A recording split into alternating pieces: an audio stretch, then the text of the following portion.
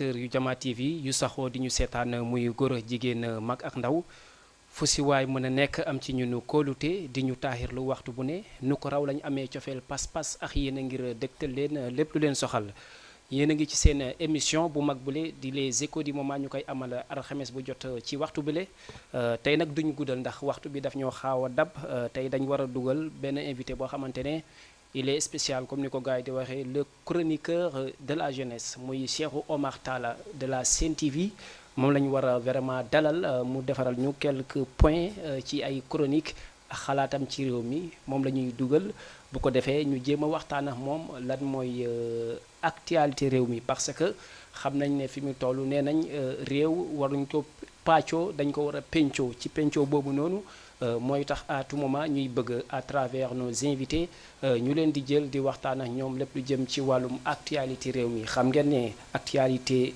politique ak judiciaire bu réew mi toll na foo xamante ne sax waxatuma au niveau national mais au niveau international sax nit ñi ñu ngi koy waxtaanee notamment le Sénégal dinañu wax ci li nga xamante ne mooy récemment maanaam actualité politique jëm ci maanaam dossier Ousmane Sonko bi nga xamante ne récemment rek amaat nañ ci moom ay yeneen nouvelle mais bu ñu jógee foofu xam ngeen ne Sénégal dañoo baaxoo lu jëm ci maanaam conflit litige foncier loolu su ma ko waxee seen xel dina dem ci ancienne piste récemment Ngor xam ngeen di fa jot a xew léegi nag nga xamante ne tey tamit ñu ngi waat ci côté ancienne piste di fa dégg ay li nga xamante ne mooy coowal suuf Sénélec je pense à madame Oumy Ndour bi nga xamante ne mu ngi interpellé waa Sénélec démb récemment le ministre Pape Mademba bi tey mu ngi si doon wax xalaatam loolu dinañ xool yan njàngat la ci Cheikhou Oumar Talla am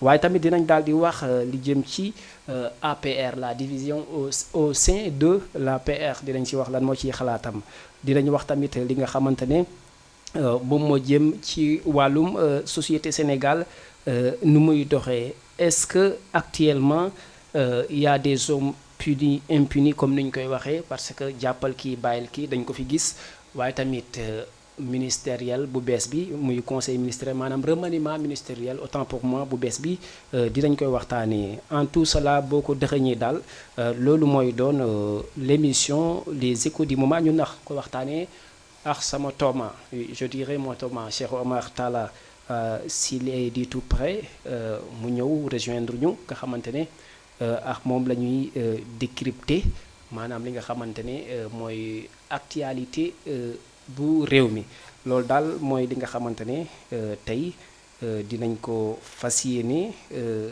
faram-fàcce ak yéen ci seen émission les échos du moment parce que récemment nee nañ fële ca comment dirais-je fële ca région bu Thiès à Tassette pour une question de sécurité routière ñetti xale yoo xamante ne c'est des lycéens ay élèves lañ maanaam daal di nërmeelu ci li nga xamante ne moom mooy maanaam ci seen yoon bi benn ndaraan ab tracteur moo jaar seen kaw loolu nag ministre bi nag daal dina fay dem ministre des transports waane li mu ci wax mooy c'est une indiscipline notoire de la part des conducteurs jéye bi fi amoon fële temps yële ca Louga foogoon nañ ne foofu la yem ñu daal di gisaat récemment lu ni mel am après loolu c'est une responsabilité de la part de qui ce n'est pas à nous qui vont vraiment qui allait dire ça mais peut-être après avec l'aide de notre invité à travers cette interview dinañu wax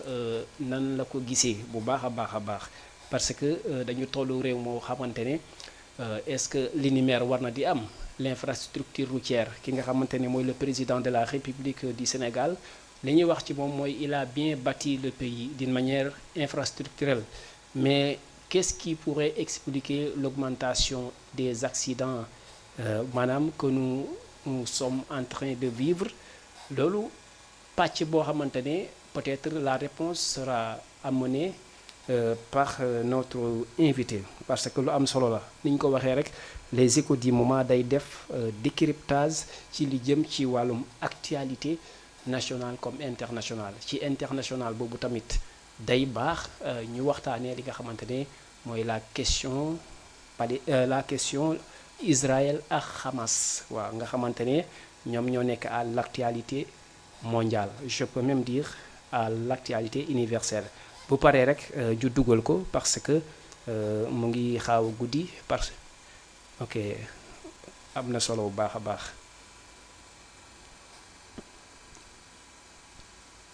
Asalaamualeykum.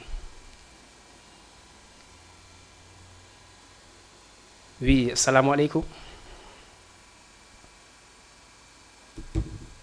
Salaamualeykum. Waaw ok am na solo bu baax a baax ñu teewlu rek bu si kanamee peut-être allo allo allo oui allo allo monsieur Talla. Ok peut-être c'est une question de réseau ou pas mais rek par la présence des techniciens dinañ ko dugal moom monsieur Talla dinañ ko dugal jéem a xool mu defaral ñu décryptage de l'actualité de la semaine. Allô. Oui bonsoir monsieur Cheikh Omar. waaw salaamaaleykum maa ngi lay nuyu di la fay. ñu ngi lay fay bu baax. di nuyu seen auditeurs yi. di wax ni que démb nga ma envoyé message. ma ne ak si sama disponibilité. C'est vrai. dinaa fexe partager ak yéen lu ñu xalaat ci réew mi. macha allah. li ma jaaxal nag. ce sujet daa bëri quoi. parce que toog naa di déglu nga énuméré. problème mu Sénégal yëpp mënuñu ko wax ci benn waxtu wala ci ay waxtu. dëgg la. waaw dinañ jéem rek ci li nga xam ni mooy sunu xalaat. ñu wax ko sans parparloo. ok mais wax rek. ci liñ ci jublu rek ci luy jëmal sunu réew kanam. macha wax ak sénégalais mais aussi waxal sénégalais. en toute humilité parce que xamuñu lépp. dañu waslu àq rek parce que dañoo bokk ci réew mi nekk ay ndaw. donc ci réew mi nu muy doxee am nañ ci sunu xalaat. waaw di la remercier. après nag finalement xaw ma par quelle question on va commencer. d'abord masaw ñi nga xam ne am nañ accident bi fële ca Tasset. fan yii sax maa ngi doon waxal waa Tasset. parce que mu ngi nekk ginnaaw njagañaaw demoon naa fa. yàlla def bi mu fa demee sax sama mbokk séeréer yi am na dëkk bu ñuy wax Tasset séeréer am na dëkk bu ñuy wax Tasset tukulóor. effectivement. alors ma bëgg a charger sama téléphone. ma jox leen sama téléphone ak chargeur ñu ne ma ñoom amuñu courant. oh c'est grave. waaw donc ça veut dire foofu pour nga charger sa téléphone da ngay déplacé wu. nga yéeg ci saret dem ba njagañaaw foofu mu am courant. du dëgg. donc bu ma gisee ñu ne lycée Tasset la donc ça veut dire en 2023 au Sénégal bien que état wu Sénégal am na agence sénégalaise de l'électrification rurale. ba nga xamante ni tey ci dëkk yu bëri. yóbbu nañ fa électricité mais ñu xamal leen ni que dëkk yu mel noonu ak ñi ko jege. en 2023 Sénégal am na dëkk yoo xam ni xamuñu courant nu muy mel amaguñ ko voilà. c'est vrai. donc loolu nag bokk na ci inéquité sociale et démocratie nag. li ciy jiitu mooy. fépp citoyen nekk mu mën a accéder au même service que beneen citoyen voilà. mu am c'est-à-dire ki dëkk Tasset ak ki dëkk Almadi. ñoom ñoo yem. ci li nga xam ni c'est le service public voilà. ok maintenant par contre pour accident yi. am nañ fi bateau le Joola septembre bi passé leen doon def anniversaire bu bateau le Joola. mais chaque année on a de petits bateaux le Joola au Sénégal. moo xam wax nga ko léegi ci sa introduction. le président Macky Sall ay la yowén kenn du wax ni amul un bilan matériel boo xam ne en matière d'infrastructure defar na ko. mais tey war nañu poser la question d'abord. ci parc automobile bi nga xam ne moom la ñu yore oto yu bëri yoo xam ne dañu màgget. mais beneen bi sur la discipline de ñi nga xam ne ñoom ñoo nekk ci kaw tali bi. ak yeneen sujet yoo xamante ni. laxasu na ci parce que ger gi aussi corruption bi mu ngi ci kaw tali bi. ak yeneen mbir yoo xam ni nekk na ci. bu jëyee amee état au Sénégal gouvernement bi dina jël ay mesures yu bëri. mais mesures yooyu suñ ko jëlee juste après quelque temps. application mesure bi du demee noonu voilà.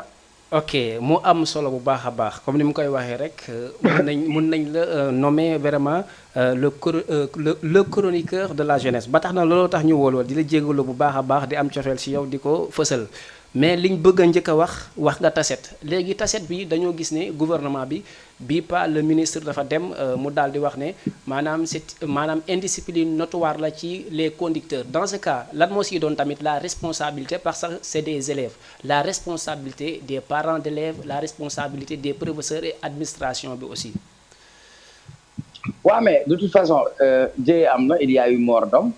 Donc pour man déjà ki doon dawal am na si une responsabilité maintenant bu fekkee ministre de tutelle moom moo ñëw mu ne indiscipline chauffeur bi la ben nañ def yoon def liggéeyam ci cadre boobu c'est-à-dire lan mooy yoon def liggéeyam loolu dañ koy qualifier d'homicide involontaire mais malheureusement Sénégal nit mën na def accident rey nit après 3 mois 4 mois ñu fàtte la fekk bakkan bi nga xamante ni moom loru na si du ñàkk maintenant su fekkee c'est aussi au sein de l'établissement parent d'élève amu si responsabilité parce que parent d'élève li mu am responsabilité mooy mu bind doomam dem ci école bu doomam bi xasee ba nekk ci école heure yi muy jàng mu nekk ci école lépp lu ko dal responsabilité wu école bi la donc ici on ne peut pas ne pas dégager la responsabilité de l'école et quand on parle de responsabilité de l'école c'est la responsabilité de l'État parce que État moom moo am responsabilité sa doom bu xëyee dem jàngi moment bi mu fay nekk lépp lu sukkandiku ci moom wala lépp lu koy dalee yow yaa ci am responsabilité donc mënuñu jël responsabilité bi rek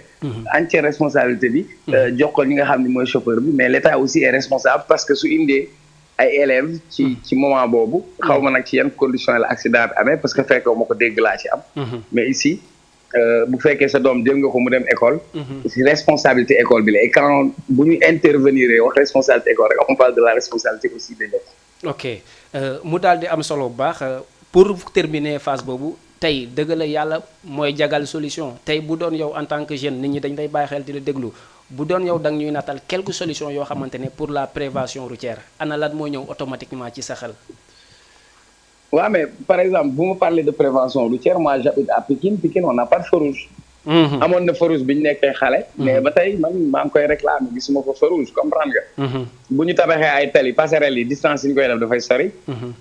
Ensuite limitation de vitesse yi war a am est-ce que nit ñi ñoo ngi koy respecté nit ñi joxe permis tamit ça pose problème parce que booy dem fële di wuti permis dañ lay wax pour examen code bi ñi nga xam ne jàng nañ mën a lire fee lañ koy defee mais ñi nga xam ne jànguñu mënul lire fee la ñuy amee examen dëkk boo xam ne mu ëpp ay analphabète te am na ay analphabète yoo xam ne am nañu permis donc ça veut dire nan la ñuy jàngee code de la route est-ce que nit ñi ñoo ngi dawal code de la route wala ku nekk da ngay dawal su code de la route bopp du dëgg ensuite bu fekkoon am nañu ay sanctions yu sévères sanctions yu sévères parce que man dem naa bitim réew di nga nekk Paris nekk France doo gis accident parce que ñoom si seen système soo defee accident ba ñu situer ses responsabilités sanctions yu sévères lañ lay teg du dëgg donc malheureusement y a beaucoup de laxisme bu jëm ci autorité état yi l'état de nos routes aussi laisse à vérifier parce que tey tali bi dafay xat normalement autoroute national bi war na am 4 voies aller war na am 4 voies retour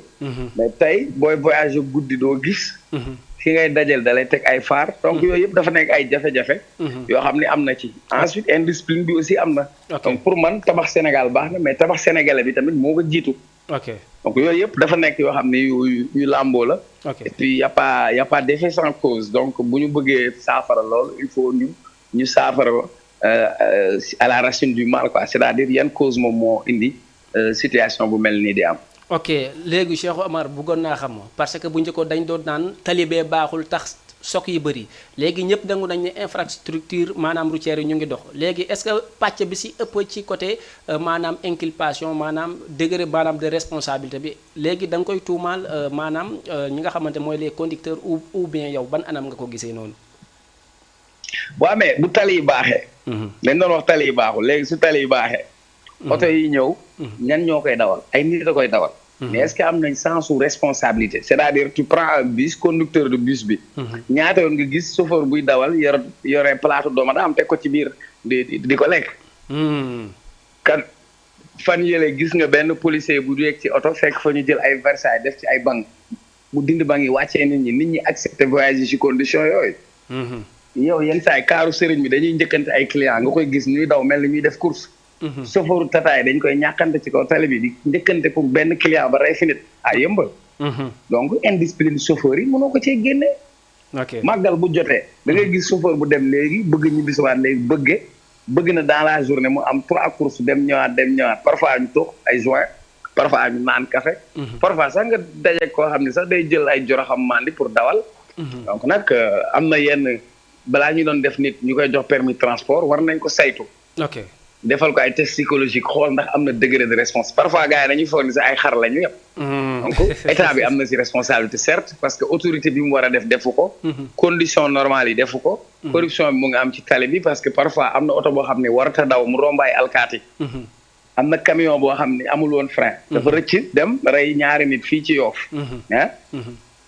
amul visite technique amul frein est-ce que ñi war a joxe visite technique ñu ngi def seen liggéey est-ce que ñi ñu war a contrôler ñu ngi leen di contrôler est-ce que bu ñu leen contrôler ba pare nekkuñu ci yoon nekkuñu en règle fan lañ ban daan lañ leen di teg loolu yëpp ça laisse à déterminer mais en tout cas le comportement du chauffeur sénégalais sur la route laisse à désirer et parfois accident li ci ëpp c'est pas pour des raisons techniques ou des raisons mécaniques mais c'est pour tout des raisons humaines voilà ok merci beaucoup Cheikh Omar mais bëggoon nañu xam Oustaz Alioune Sall moo waxoon ne dafa bëgg a lancer donte maanaam c'était une entre parenthèse mu ne dafa bëgg a lancer benn maanaam opération jaay ma sa oto bi mu yóbbu yëpp fourrière léegi est-ce que vous êtes pour ou contre des nombres de voitures qui roulent au Sénégal sëñ bi oto yi bëri na ñëpp amuñu oto qualité amul nous sommes en Afrique man oto bi ma yore xant la ah bon parce que daw na Europe ba pare juróom-ñetti at après parce que loi bi loolu lañ ko def après ñu indi ko Sénégal de temps en temps ma dugal ko garage ñabal ko comprendre tey le parc automobile est vétuste c'est-à-dire parc car rapide yi doon daw balaa ngay judd man balaa may judd ba tey ñoom ñooy continuer di daw camion berlier yi ñoo fi daw boobu ba tey donc parfois camion bi am 40 ans continuer di daw njaga njaay bi nga xam ne mooy yëpp nit ñi ay marchandise la doon yëpp ñu dagg ko modifier ko ñabal ko boo demee fii léegi war gaynde yi ñoo ci bokk comprendre nga donc Oustaz Alioune Sall il a raison man su bëggee mun naa jaay sama oto bi comme ça am wuti beneen du dëgg ok voilà et puis moom comme da nga ko tudd ma koy nuyu de passage macha allah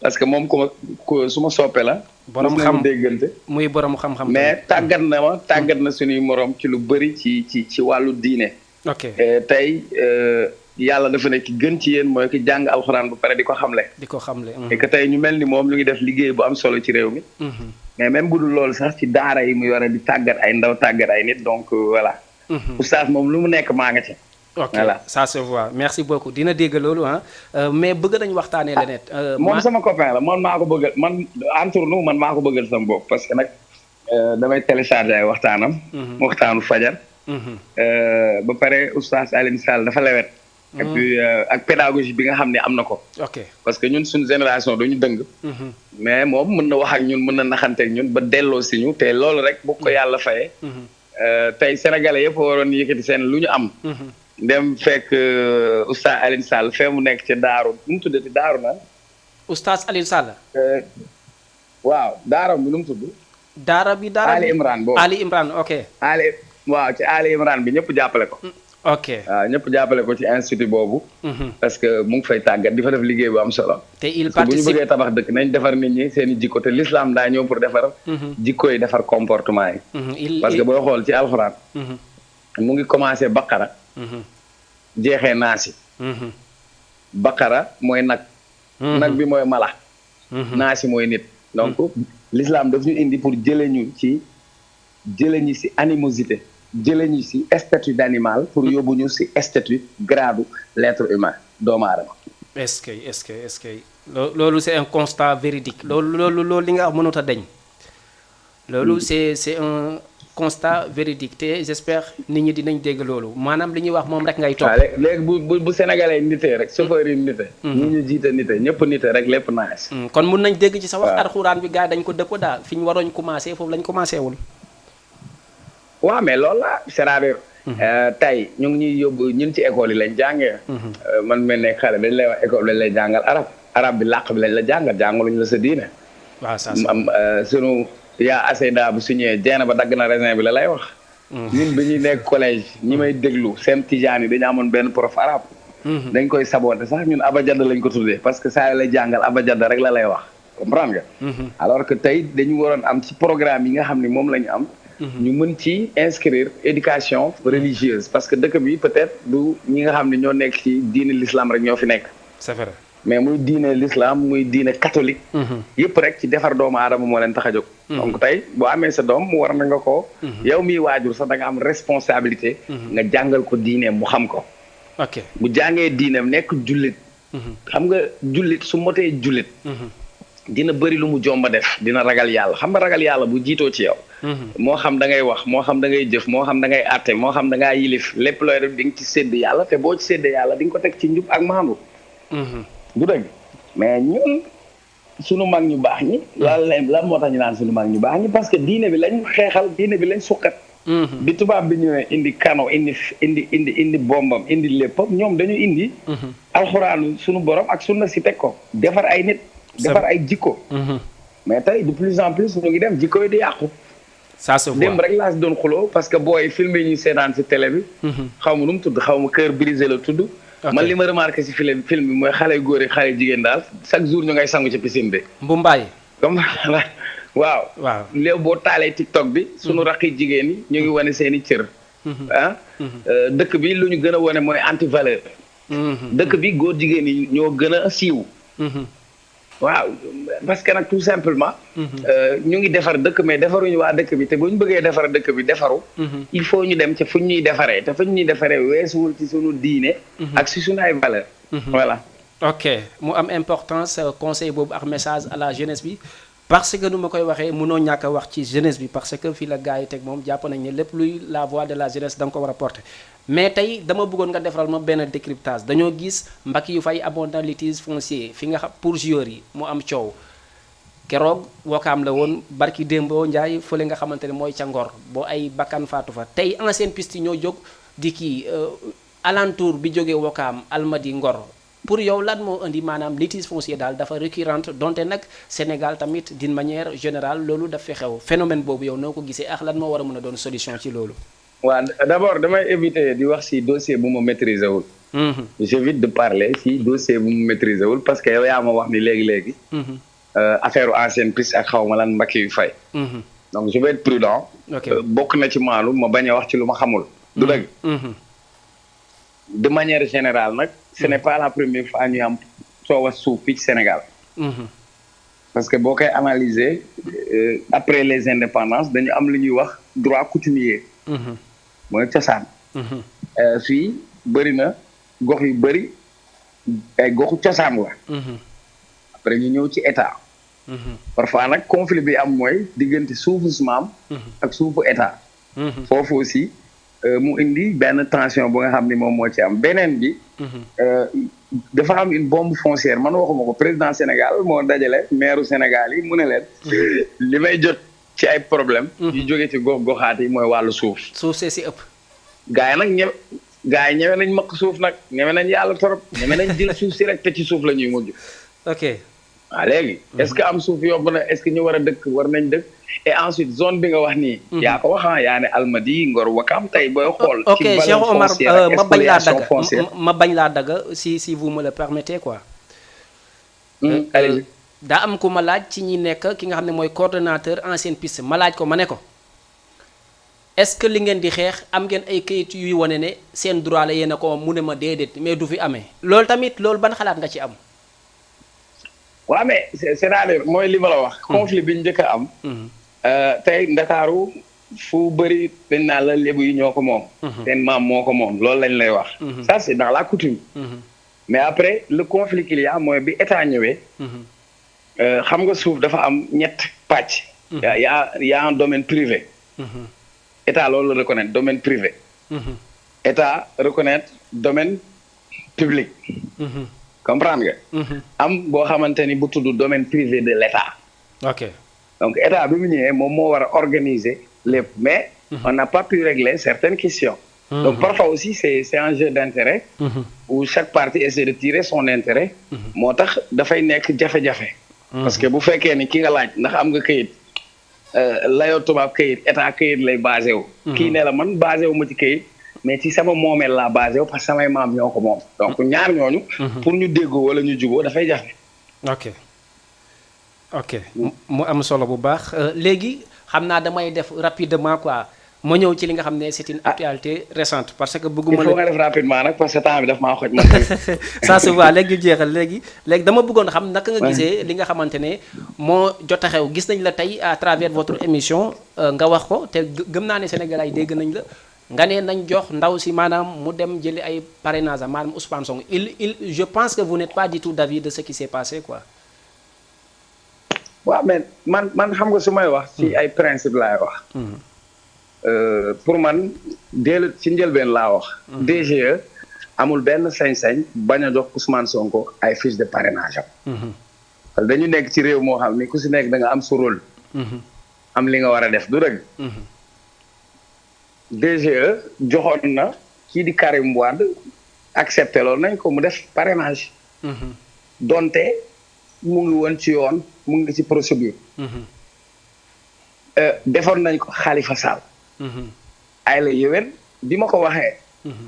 wéetuma ci parce que avocat général. bu état wu Sénégal fële ca cour suprême moo njëkk a wax ni DGE. amul benn sañ-sañ. bañal benn citoyen mu jot ay parrainage am. ñu jóge fa ñu dem Ziguinchor bi ñu demee Ziguinchor. ñi nga xam ne ñooñu Ousmane Sonko dem fa kalaame fa. bi ñu fa kalaamee ñu dem ci yoon ñu àtte leen ñoom ak état du Sénégal yoon jox leen dëgg. du dëgg. dëgg la waaw kon tey bu fekkee ñoom ñëw nañ DGE ne leen du ma leen recevoir. wala du ma leen jox. ay la yéwén. war nañu wax ni DGE li ko war. mooy mu joxe c'est-à-dire waroon na joxe sax balaa ñuy egg ci yoon maintenant laaj bi mooy. li ñu doon waxtaane mooy est-ce que. DGE am na sañ-sañ bañal leen ko on dit non la DGE n'a pas le droit et ne peut pas empêcher mu def ay parrainage am beneen bi ci administration. attekat bi mu àttee. le 17 octobre. la joxe àtteem. joxe dogalam donc ñii war a exécuter. léegi nag est-ce que DGE jotal na bataaxal wala këyit.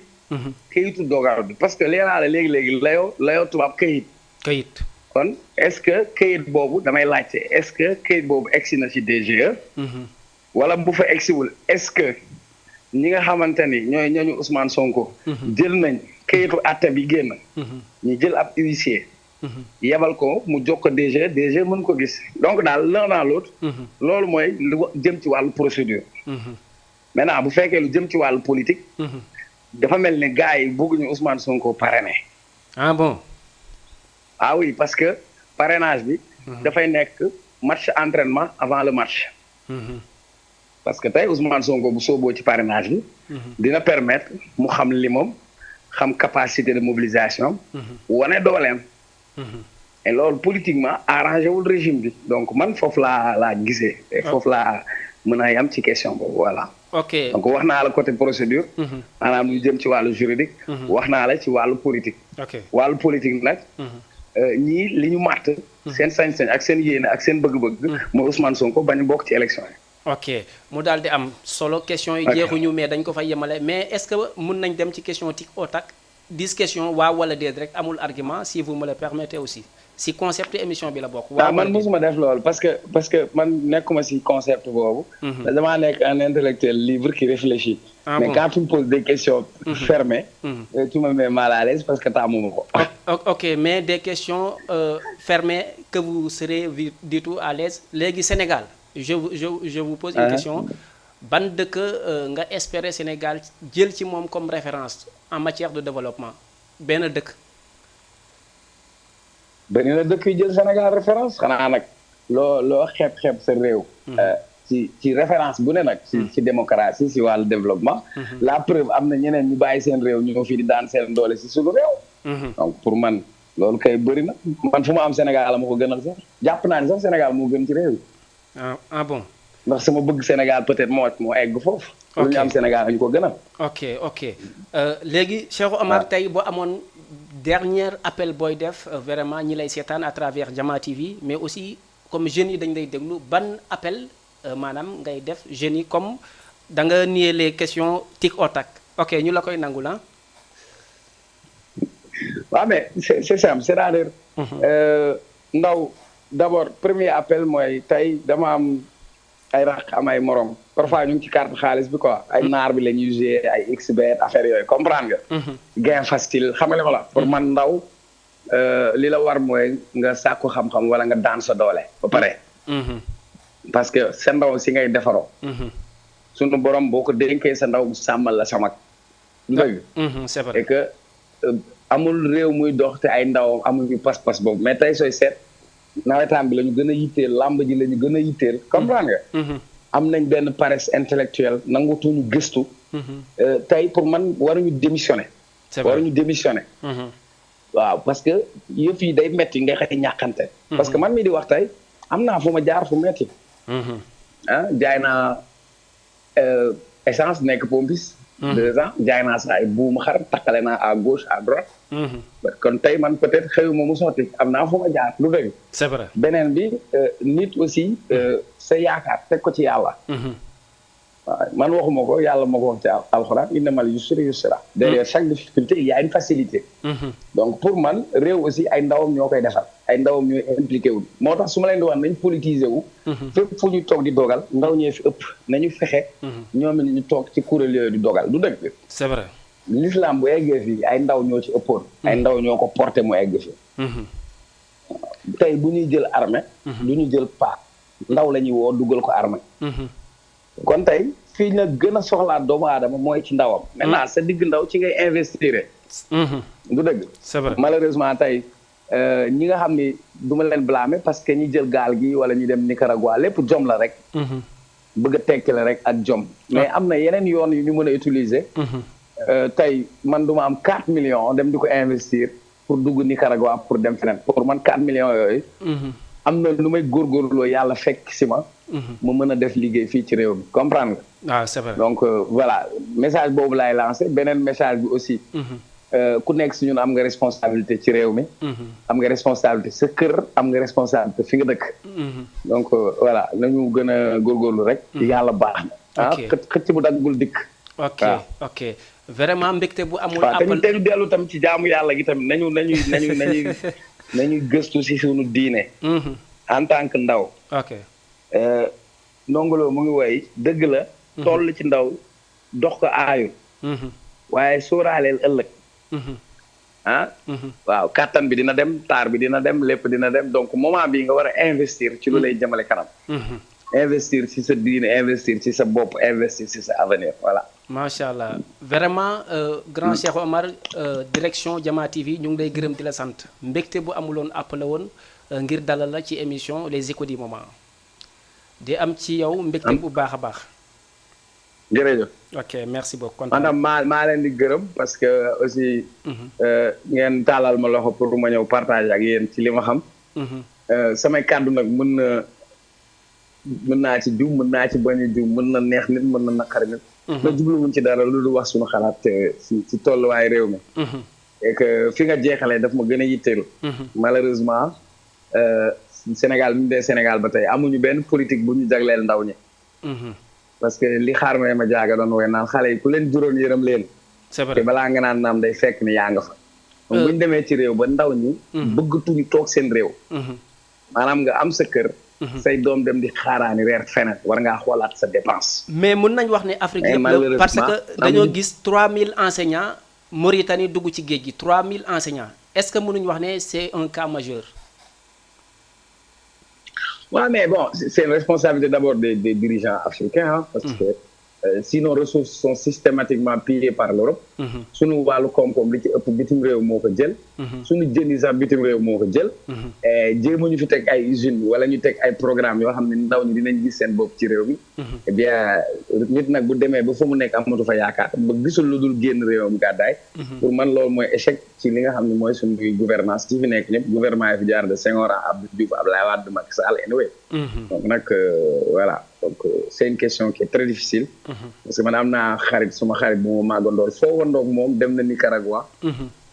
xamuñu ndax mu ngi dund wala dafa faatu lu mot ñetti weer rek ni amuñu benn nouvelle ci moom. oh c'est grave ça. boo ñëwee xam naa ñeneen ñu ma bokkaloon classe ñoo xam ne faatu nañ ci géej gi ñu ci désert bi. donc ça fait mal ensuite société bi nga xam ne ci lañ nekk. dañu nekk ci société matérialiste. xooluñu doomu aadama ci jikkoom wala ci valeur am mais ñu ngi xool ci lan la am. wàcc na aéroport wala moodu la ban teraanga nga la yor tey booy takk jabar il faut au moins nga yor ay millions yooyu yëpp nag. ak famille bi ak pression sociale bi yëpp da cee joué. c'est vrai c'est vrai jaajëf. kontaan nañ bu baax monsieur Cheikhou Omar Talla ni ma koy waxee le chroniqueur de la jeunesse vraiment mbégte bu amul appaloon waa Jama TV ñu ngi lay gërëm di la sant ci émission bi la nga xam ne mooy les échos du moment. jaajëf. allez merci. ok monsieur Cheikhou.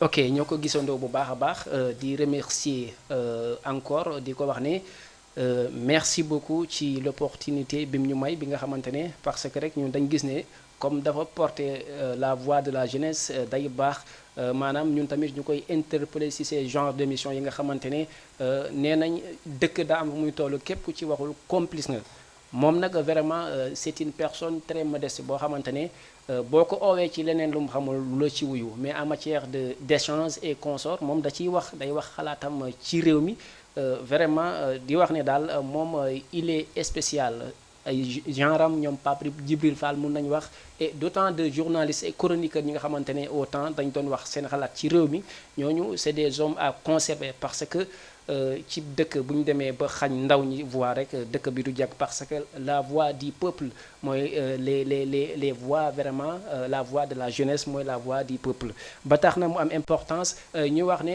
nawetaan nag dafa am loo xamante ne dafa xew maanaam fële nga xamante ne mooy zone 3 bu Patar région de Fatick zone 3 ñoom nag gannaaw match bi nga xamante ne moom moo opposé woon ñi nga xamante ne mooy AS Renaissance bu somb ak ñi nga xamante ne mooy xandaalu AS xandaalu ñooñu match boobu dañ ko reporté la deuxième fois grâce à des circonstances d'insécurité et consorts ñuy wax appel à la jeunesse que ne football xaajaloo du mooy devisam li nekk credo football mooy booloo doon ensemble nattu bi nekk ci kër gi maanaam mécontentement bi nekk ci kër gi nga war a mën a dem sport yi maanaam féexal sa xol loolu nekkoon la mission première mais bu ñu demee ba mars di am yenn yi rek di wax les jeunes aussi ñu bàyyi ci xel bu baax te rafetal merci encore une fois grand Cheikh Omar Talla man modestem maanaam ça m'attire de trop parce que c'est une personne boo xamante ne il est indisponible mais à tout moment rek boo ko woowee sax da lay yuuxu ne la non non non comme da nga soxla moom je vais faire le tour